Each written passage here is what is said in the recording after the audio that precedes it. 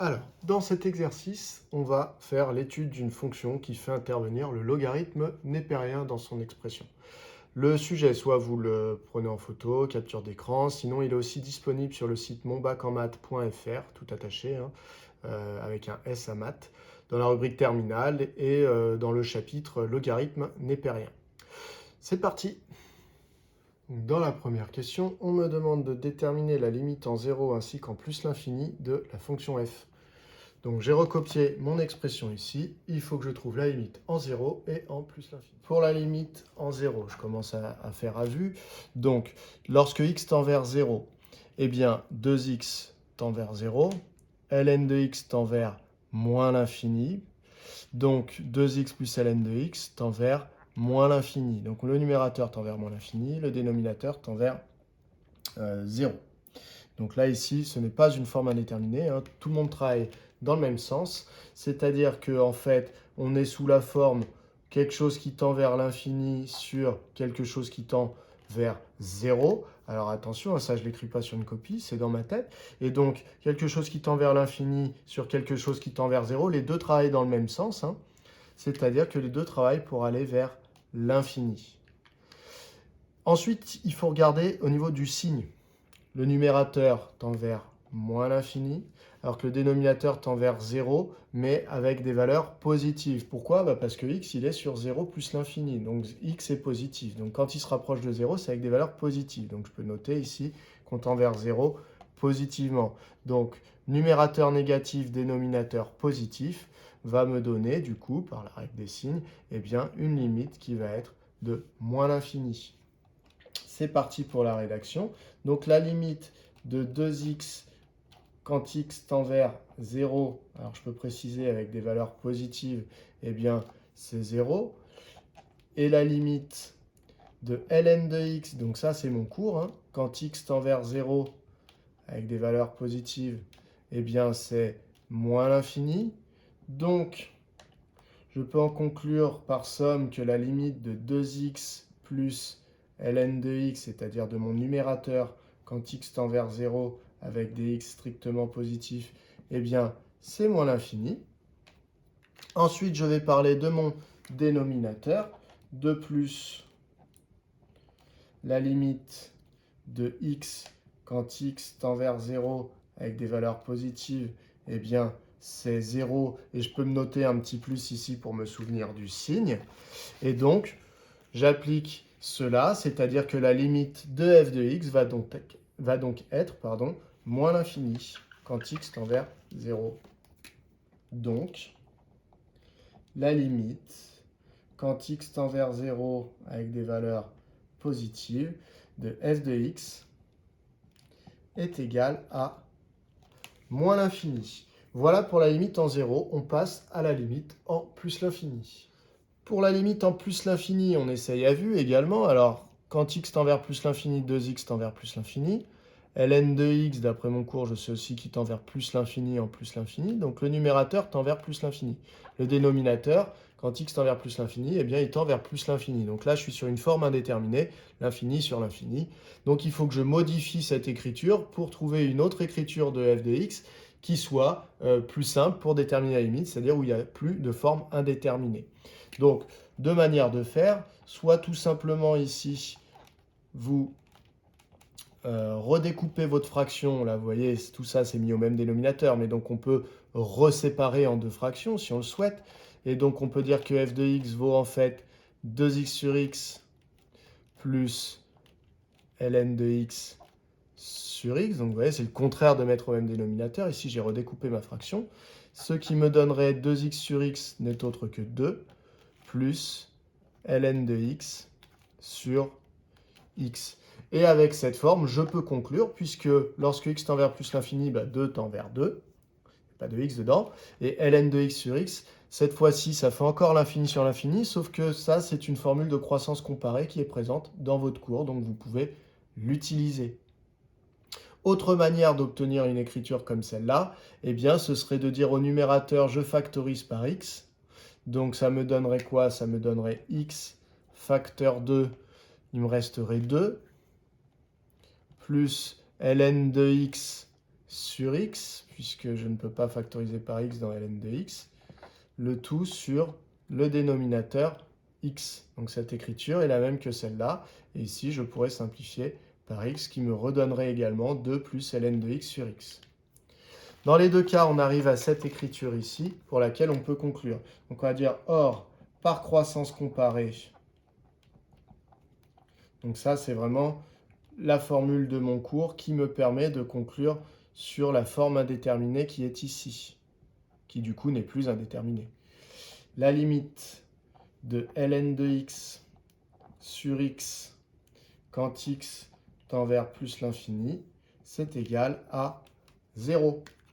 Donc, la limite quand x tend vers plus l'infini de 2 plus ln de x sur x, eh bien 2 plus quelque chose qui tend vers 0, eh bien ça tend vers 2. Donc la limite quand x tend vers plus l'infini de f de x est égale à 2. Voilà qui vient conclure pour cette question petit a. On va donc pouvoir passer à la question petit b. Dans la question petit b, on nous demande d'en déduire les éventuelles asymptotes à CF. Alors vous savez que les asymptotes, elles se déduisent du calcul des limites. Donc on va revoir ça. La question petit b aurait pu être aussi en déduire une interprétation graphique pour la courbe CF. On aurait pu très bien ne pas vous parler d'asymptote, mais juste de vous évoquer une interprétation graphique. Comme on avait parlé de limite avant, il aurait fallu trouver tout seul que l'interprétation graphique qu'on attendait de vous, c'était des éventuelles asymptotes. Donc, comment on interprète le fait que la limite quand x tend vers 0 avec des x positifs de f de x est égale à moins l'infini? Eh bien, on l'interprète par le fait que la courbe CF admet la droite d'équation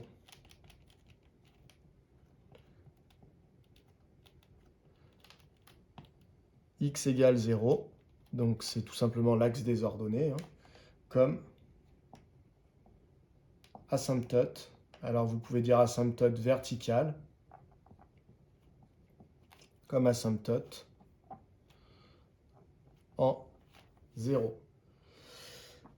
Comment on interprète le fait que la limite de f de x, quand x tend vers plus l'infini, c'est 2? Eh bien, on l'interprète par le fait que la courbe CF admet la droite, donc cette fois-ci, ça va être une asymptote dite horizontale, donc la droite d'équation y égale 2 comme asymptote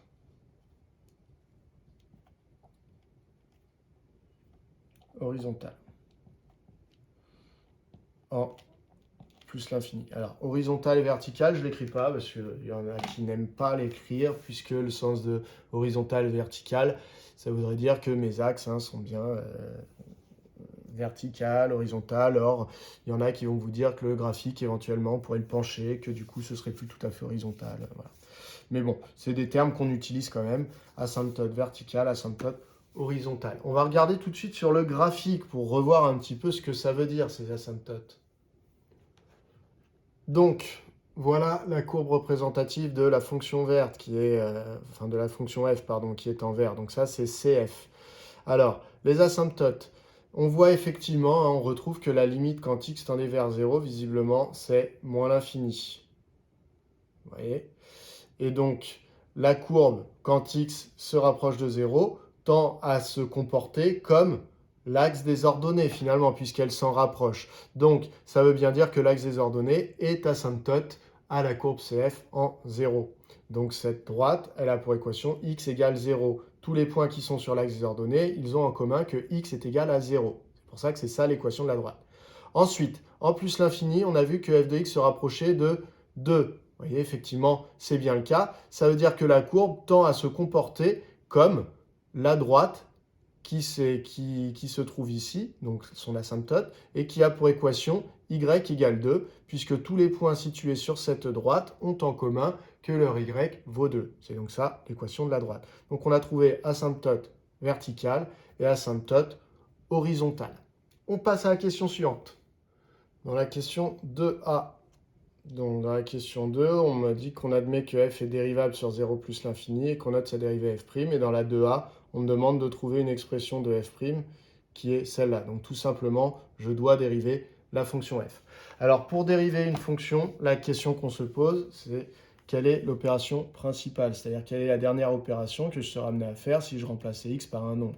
Si je remplace x par 2, par exemple, il va falloir que je calcule 2 fois 2, il va falloir que je calcule ln de 2, il va falloir que j'additionne ces deux résultats et à la fin, je diviserai par 2. Donc la dernière opération que j'ai faite, donc l'opération principale, c'est la division.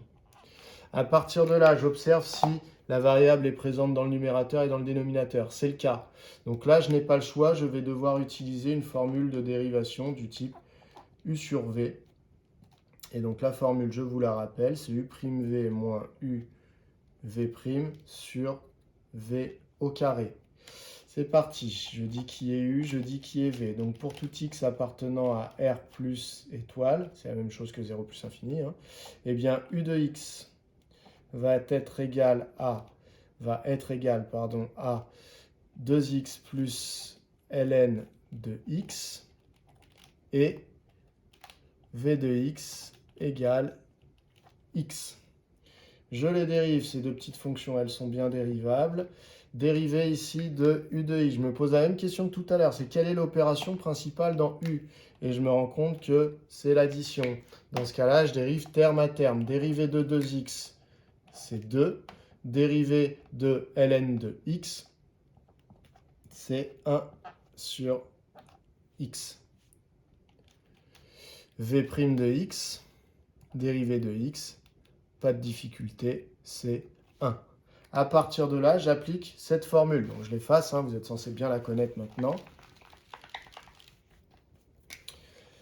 Donc pour tout x appartenant à R plus étoile, f' de x égale. Je fais mon trait de fraction, je sais que ça va être un petit peu long. Donc u' fois v, ça me donne 2 plus 1 sur x. Je mets bien des parenthèses, hein, dès qu'il y a une addition. Je mets bien des parenthèses autour pour que tout le résultat soit multiplié par x. Moins u, pareil, addition, donc je mets bien mes parenthèses, 2x plus ln de x fois v', pas besoin de parenthèses si je n'ai pas d'addition, donc sur v au carré, x au carré. Donc il va falloir que je développe, hein, pour simplifier un petit peu cette écriture. Ça me donne, je refais mon trait de fraction, au dénominateur gx au carré, alors ça me donne 2 fois x, 2x, plus 1 sur x fois x. Alors 1 sur x fois x, en fait ça vaut x sur x, ce qui vaut donc 1. Donc 1 sur x fois x, ça vaut 1. Moins, alors 2x plus ln de x multiplié par 1, bah, ça me redonne 2x plus ln de x. Donc après, j'applique le moins qui est devant, donc ça me donne moins 2x moins ln de x. À partir d'ici, 2x et moins 2x s'annulent, et j'obtiens donc 1 moins ln de x sur x au carré. Voilà pour la dérivée. Alors, je regarde tout de suite mon énoncé, et c'est bien ce que je souhaitais ici, f' de x égale à 1 moins ln de x sur x au carré. J'ai donc répondu à la question. On passe à la question suivante. Petit b, déterminer une équation de la tangente ACF au point d'abscisse 1. Alors, déjà, on va rappeler de quoi on parle. Donc, la tangente au point d'abscisse 1, c'est j'ai la courbe représentative de f. Je vais regarder le point qui a pour abscisse 1. Il se situe ici. Et donc, je veux chercher une équation de la tangente au point d'abscisse 1, donc de la tangente en ce point. C'est la droite qui est ici. Donc, je vous rappelle, hein, que c'est la meilleure approximation affine, etc., etc. Donc, c'est la droite qui ressemble le plus. Donc, parmi toutes les droites qui existent, c'est celle qui ressemble le plus à ma courbe, ici, au voisinage de mon point A. Donc, je veux trouver l'équation de cette tangente. Au passage, vous voyez, je suis censé trouver y égale x plus 1. On rappelle le cours. Donc, une équation de la tangente à CF au point d'abscisse 1, eh bien, vous devez savoir que c'est y égale f' de 1, puisqu'on regarde au point d'abscisse 1. Si on avait regardé au point d'abscisse 4, on aurait dit f' de 4, fois x moins 1, toujours pareil. Si on avait regardé au point d'abscisse 4, ça aurait été x moins 4, plus f de 1, toujours pareil. Si on avait regardé au point d'abscisse 4, ça aurait été f de 4. Donc, voilà une équation de ma tangente. Il faut donc que je trouve qui est f' de 1, qui est f de 1, et je pourrai remplacer pour trouver la valeur. Alors, f' de 1. Alors, ça tombe bien, puisqu'on connaît une expression de la dérivée f' de x. C'est ce qu'on a vu juste avant. On la calcule en faisant 1 moins ln de x. Donc, moi, ici, vu que c'est en 1, ça fait 1 moins ln de 1. Et normalement, c'est sur x, donc pour moi, ça va être sur 1. ln de 1, vous savez que ça fait 0, c'est dans votre cours, donc ça donne 1 moins 0 sur 1, ce qui nous donne 1 sur 1, ce qui nous donne 1. Ensuite, j'ai besoin de f de 1. f de 1, je reprends l'expression de f. L'expression de f, je vous rappelle, c'était 2x plus ln de x sur x. Donc, je vais remplacer x par 1 dans cette expression. Donc, ça fait 2 fois 1 plus ln de 1 sur 1. ln de 1, je vous rappelle, ça fait 0. Donc 2 fois 1, ça donne 2. Plus ln de 1 qui donne 0 sur 1, ce qui nous donne 2. Donc finalement, je vais remplacer f' de 1 par 1 et f de 1 par 2. Donc une équation de la tangente est... Donc quand je dis la tangente, c'est celle-là, hein. Effectivement, il n'y a pas qu'une tangente, mais c'est celle de la question. De la tangente est y égale, on remplace f' de 1 vaut 1. Donc ça donne 1 fois x moins 1 plus f de 1, donc plus 2. C'est équivalent à dire que y vaut 1 fois x, x, 1 fois moins 1, plus 2 qui traînait derrière, ce qui nous donne y égale x, moins 1 plus 2, bah, ça donne plus 1. Et donc, c'est bien ce qu'on avait trouvé avec le logiciel. Voilà pour cette question petit b. On passe maintenant à la C. Alors, dans la question C, on veut résoudre sur 0 plus l'infini l'inéquation 1 moins ln de x strictement plus grand que 0. Donc, sur 0 plus l'infini, dire que 1 moins ln de x est strictement plus grand que 0, c'est équivalent à dire que ln de x est strictement plus petit que 1. Je vous conseille d'isoler ln de x dans le membre de droite, comme ça directement, vous n'aurez plus le problème du moins. Si vous l'isolez à gauche, vous allez obtenir moins 1 dans le membre de droite, vous aurez moins ln de x, et vous devrez vous séparer du moins. Ainsi, vous en êtes séparés directement. Ensuite, ici, mon but, ça va être de sortir le x du ln, entre guillemets. Donc, il va falloir que j'applique l'exponentielle des deux côtés de mon inégalité. Donc, exponentielle de 1 est strictement plus grand que exponentielle de ln de x, ce qui me permet de dire que je conserve le signe, le sens, pardon, et que en plus j'ai une équivalence et pas simplement une implication. Eh bien, c'est car exponentielle est une fonction strictement croissante sur R. Voilà, donc je le précise bien. Et ensuite, je continue. J'ai donc exponentielle de 1 qui n'est autre que e. Et de l'autre côté, exponentielle de ln de x, exponentielle et logarithme se neutralisent. Donc en fait, j'ai obtenu que 1 moins ln de x est strictement positif quand x est en fait plus petit strictement que e. Alors attention, x il était sur 0 plus l'infini, donc il faut qu'il soit plus petit que e, mais aussi plus grand que 0. Donc je peux faire une petite phrase. Donc l'ensemble des solutions est sous forme d'un intervalle, hein, donc on part de 0 puisque x ne pouvait pas être en dessous de 0, et on va jusqu'à e, qu'on exclut, puisque x doit être strictement plus petit que e. Voilà pour la résolution de cette inéquation. On passe donc à la question D. Alors au passage, vous retenez que cette inéquation, pourquoi on vous la fait résoudre? C'est parce que maintenant on sait que 1 moins ln de x est positif quand x est entre 0 et e. Ça, il faut le retenir pour la question D. Donc je répète, 1 moins ln de x est en fait positif quand x est entre 0 et e. Dans la question petit d, eh bien, on me demande, après avoir étudié les variations de f, de dresser le tableau de variations de f. Donc en gros, il me faut les variations de f, et comment j'obtiens les variations d'une fonction? En étudiant le signe de sa dérivée. Donc c'est pour ça qu'ici, j'ai recopié l'expression de ma dérivée, il va falloir que je trouve son signe. Pour trouver le signe d'une fonction, eh bien, il faut, d'une expression comme celle-là, c'est la même question que quand on veut dériver. C'est quelle est l'opération principale? L'opération principale ici, c'est la division. Quand l'opération principale est une division ou une multiplication, on va en profiter pour couper l'étude de signe en deux études de signe, l'étude du signe du numérateur et l'étude du signe du dénominateur. On fait deux petites études de signe, plus simples que l'étude de signe globale. Pour faire ça, on utilise un tableau de signes. Donc, je fais mon tableau de signes, x. Ici, je vais avoir 0 plus l'infini. Je vais avoir, alors je fais le tableau de signes, je reprends la vidéo après.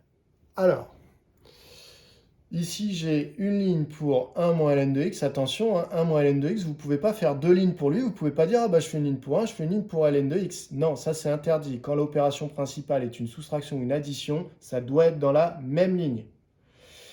Je vous le dis parce que ça, c'est une erreur que je vois très très souvent. Alors, 1 moins ln de x, quel est son signe? Eh bien, on a dit, on se souvient de ce qu'on a fait dans la question précédente. La question précédente, on avait cherché à résoudre 1 moins ln de x strictement plus grand que 0. Et on avait trouvé que c'était le cas quand x appartenait à l'intervalle 0, e. Donc en fait, ça veut dire que sur 0, e il est quelque part par là, on va dire, et bien sur 0, e, 1 moins ln de x est positif. Donc en fait, j'ai un signe plus. En e, ça vaut pile 0, puisque si vous remplacez x par e, ça fait 1 moins ln de e, et ln de e vaut 1, donc ça fait 1 moins 1, donc ça vaut 0. Et donc, si on a trouvé que les solutions de cette équation, c'était entre 0 et e, ça veut dire que le reste du temps, eh bien en fait, 1 moins ln de x n'est pas positif, mais négatif. Ensuite, le signe de x au carré, c'est un carré, et en plus 0 est exclu, donc là c'est bien strictement positif partout. Ensuite, quand je fais mon quotient entre 0 et e, quand x est entre 0 et e, eh bien le numérateur visiblement est positif et le dénominateur aussi, donc le quotient est positif. Quand x vaut e, le numérateur vaut 0 et le dénominateur est positif, donc 0 divisé par quelque chose de positif, ça donne 0. Et entre e et plus l'infini, le numérateur est négatif, le dénominateur est positif, donc ma fraction est négative. Donc finalement, je peux en déduire les variations de f. Lorsque la dérivée est strictement positive, f est strictement décroissante. Et lorsque la dérivée est strictement négative, eh bien f est strictement décroissante. Alors on me demandait le tableau de variation, donc je vais le faire directement. Comment je peux compléter? Alors, la limite en 0, on avait trouvé que c'était moins l'infini, ça c'était la question 1a. La limite en plus l'infini, on avait trouvé que c'était 2, ça c'était également la question 1a. Et donc maintenant la question que je me pose, c'est en e, quelle est l'image? Donc il faut que je calcule, pour savoir la valeur qui va ici, il faut que je calcule f de e. Alors attention, f c'est pas ça, ça c'est sa dérivée. Donc f, il faut que je reprenne l'expression. L'expression de f de x, c'était 2x plus ln de x sur x. Donc, je calcule cela en remplaçant x par e. Donc, ça me donne 2e plus ln de e sur e. Ce qui nous donne ici 2e plus ln de e, ça donne 1. Donc, 2e plus 1 sur e. Voilà. Donc on peut le laisser écrit comme ça, on peut aussi modifier un petit peu l'écriture, il n'y a pas de préférence à avoir. Ici, je peux découper ma fraction en deux, ça fait 2e sur e plus 1 sur e. Et donc ça me donne 2e sur e, ça donne 2. 1 sur e, c'est e puissance moins 1.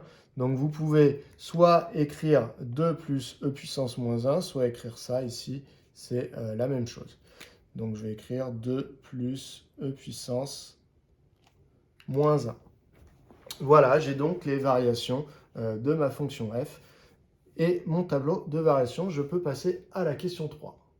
Alors, si on veut quand même contrôler un petit peu les résultats qu'on a là sur le graphique, donc on voit qu'on a une fonction qui est strictement croissante entre 0 et e. Donc, sur mon graphique, eh bien, c'est bien ça, hein, entre 0 et... Alors, nous, on ne voit pas écrit e, mais on sait que e vaut à peu près 2,72. Donc, vous voyez, le point B ici, visiblement, c'est le point qui va correspondre au maximum de ma fonction. Donc, on est bien à peu près à 2,72 et l'ordonnée ici, elle est à peu près à 2,30 quelque chose.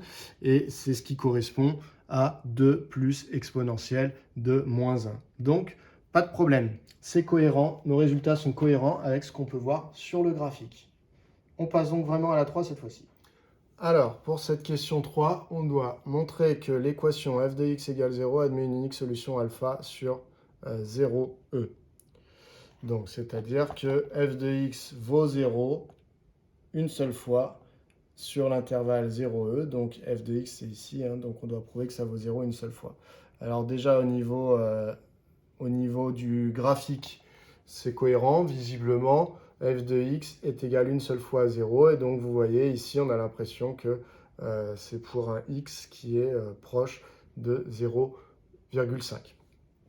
Donc ici, on ne nous demande pas de trouver la solution de l'équation f de x égale 0, mais on nous demande de prouver qu'il y a une solution. Donc effectivement, on va voir qu'ici, f de x a été égal à 0 pour un certain alpha. Et donc, pour savoir si on est passé par 0, bah là, ici, la limite, c'était moins l'infini, donc pas de problème. Les images ont augmenté. Il va falloir s'assurer que ce nombre-là est bien un nombre positif, etc. Donc, en fait, c'est le théorème des valeurs intermédiaires, ou aussi appelé théorème de la bijection. C'est parti, on le rédige. Alors, on demande uniquement de travailler sur 0e. Donc, je ne vais pas m'embêter à aller voir ailleurs ce qui se passe. Sur 0e, eh bien, on a que f est continu sur 0e. Donc, premier argument. Si on nous demande pourquoi elle est continue, eh bien, on dit car elle est dérivable. Toute fonction dérivable sur un intervalle est continue sur cet intervalle. Ensuite, f est strictement croissante sur je vais y arriver, croissante sur 0e. Alors, à quoi ça sert qu'elle soit strictement croissante? Bah, ça sert à, une fois qu'on a été égal à 0, eh bien, on ne redescend pas et donc on ne sera pas égal une deuxième fois à 0. Donc ça sert à l'unicité de ma solution. Et enfin, il faut s'assurer que 0 est bien une valeur intermédiaire entre la limite et l'image qui est là. Donc, je vais citer ma limite. La limite quand x tend vers 0 avec des x positifs, eh bien, c'était moins l'infini. Et l'image de e, c'est égal à 2 plus exponentielle de moins 1. Or, eh bien, 0 est bien entre...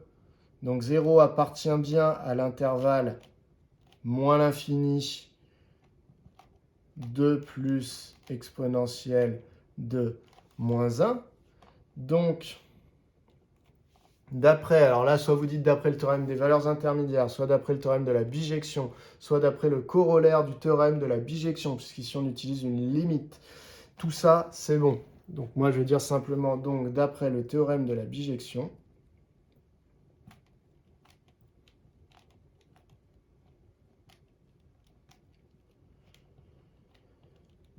eh bien, je peux en déduire l'équation f de x égale 0. Est-ce que vous voyez ce que j'écris? Oui, admet une unique solution alpha sur 0. Donc j'ai prouvé l'existence de ce fameux alpha en rouge ici. Voilà, donc je vous le remets et on passe à la suite. Alors dans ma calculatrice, je viens de rentrer l'expression de ma fonction. Ensuite, je vais dans définir table. Je sais que ma solution elle est entre 0 et E. E vaut à peu près 2,72. Donc je démarre à 0,1 et je vais demander d'avancer de 0,1 en 0,1 dans un premier temps. Donc au début, mes images sont négatives, ce qui est assez cohérent avec le tableau de variation que j'avais. Et il y a un moment où mes images vont devenir positives. Ça veut dire que il y a eu l'abscisse pour laquelle l'image c'est pile 0. Elle est entre 0,4 et 0,5, puisque pour 0,4, l'image est négative, pour 0,5, elle est positive. Donc c'est entre les deux qu'on a été égal à 0. Donc je refais un tableau qui démarre à 0,4, puisque je sais que ma solution elle est entre 0,4 et 0,5, et cette fois-ci j'avance avec un pas de 10-2, c'est-à-dire de 0,01. Je retourne dans mon tableur et je me rends compte que c'est entre 0,42 et 0,43. Donc, j'ai mon encadrement de ma solution à 10-2 près, c'est que alpha est entre 0,42 et 0,43. Alors, comment je le rédige? Je vais dire ça et je vais préciser que l'image de 0,42 était négative, l'image de 0,43 est positive, et c'est ça qui m'a fait dire qu'alpha était entre 0,42 et 0,43. Donc, je refais exactement mon tableau avec simplement les deux valeurs qui me plaisent. 0,42, l'image c'était moins 0,065 et 0,43, l'image c'était 0,0373. Donc ça veut dire que alpha est entre 0,42 et 0,43. J'ai bien un encadrement d'amplitude 0,01, c'est-à-dire que si je fais la différence entre ce nombre et celui-là, eh bien j'obtiens 0,01. Voilà, donc l'amplitude de mon intervalle, c'est la largeur de mon intervalle. Voilà qui vient conclure cette question petit b. Il ne nous reste que la C. La C, c'est en déduire le signe de f sur 0 plus l'infini. Donc là, il suffit de réobserver votre tableau de variation qui est ici. F était tout d'abord négative, puis elle a coupé l'axe des abscisses, la courbe. Donc c'est-à-dire que f redevient positive, et visiblement elle reste positive. Si vous voyez ici, elle est croissante, puis ici décroissante, et la limite c'est 2. Donc on ne redescend pas dans des nombres négatifs. Donc finalement, pour la question 3C, moi ce que je vous conseille, c'est de refaire votre tableau ici de variation et de le compléter avec une ligne signe de f. Et du coup, qu'est-ce qu'on a dans cette ligne? Ici, on a trouvé que f valait 0 en alpha. Avant, on est donc négatif et après, on est donc positif. Voilà qui vient conclure du coup cet exercice sur une fonction qui contient du ln dans son expression. À bientôt!